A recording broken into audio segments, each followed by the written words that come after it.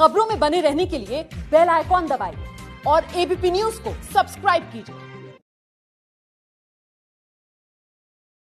मुझे तो ये भी मालूम हुआ है कि बीजेपी में खासकर विवाहित औरतें अपने आदमियों को श्री मोदी के नजदीक जाते देखकर ये सोचकर भी काफी ज्यादा घबराती रहती हैं कि कहीं ये मोदी अपनी औरत की तरह हमें भी अपने पतियों से अलग न करवा दे।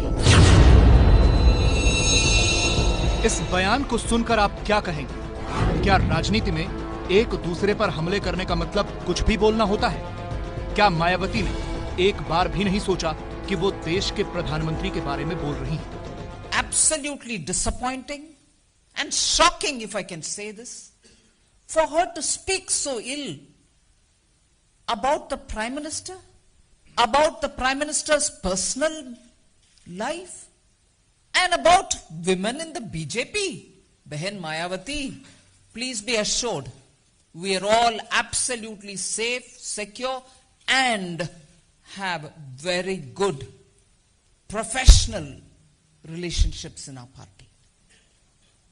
You do not have to be worried about us, Behan Mayawati. Mayawati का यह बयान कम, बौखलाहट ज्यादा है, और ये बौखलाहट पीएम मोदी की चुनौती के बाद आई। जो बेटी से गैंगरेप हुआ, दलित बेटी से हुआ, उसको भी दबाया गया ताकि चुनाव के पहले खबर न फैल जाए, वरना दलित नाराज हो जाएंगे। मैंने आज मायावती को चुनौती दी है। मैंने कहा, बहन जी, आपकी पार्टी राजस्थान में सरकार में भागीदार है। अगर दलितों की इतनी चिंता है तो समर्थन वापस करो। हिम्मत नहीं है, नियत नहीं है। दोस्तों, दलितों के वोटों को लुभाने के लिए जो यहाँ अपना फर्जी व नकली दलित प्रेम दिखाने की ड्रामेबाजी की है, तो उससे भी अब इनको इस चुनाव में कुछ भी हासिल होने वाला नहीं है। राजस्थान के अलवर में हुई दलित महिला उत्पीड़न की घटना को लेकर वैसे श्री नरेंद्र मोदी चुप ही थे, लेकिन इस घटना पर मेरे बोलने के तुरंत बाद से अब ये इसकी आड़ में अपनी घिनौनी व घृणित राजनीति करने से भी बाज नहीं आ रहे।